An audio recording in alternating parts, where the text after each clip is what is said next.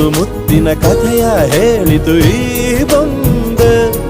ಆ ಕಥೆಯಲ್ಲಿದ್ದ ರಾಜ ನಂಗೆ ನೀನು ಬಂದೆ. ಯೋಗವು ಒಮ್ಮೆ ಬರುವುದು ನಮಗೆ, ಯೋಗ್ಯತೆ ಒಂದೇ ಉಳಿವುದು ಕೊನೆಗೆ. ಸೂರ್ಯನೊಬ್ಬ ಚಂದ್ರನೊಬ್ಬ ರಾಜನು ಒಬ್ಬ, ಈ ರಾಜನು ಒಬ್ಬ.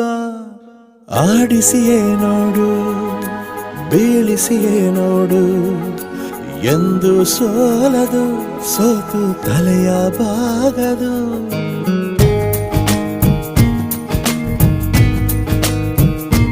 ಬೊಂಬೆ ಹೇಳುತ್ತೈತೆ ಮತ್ತೆ ಹೇಳುತ್ತೈತೆ, ನೀನೇ ರಾಜಕುಮಾರ.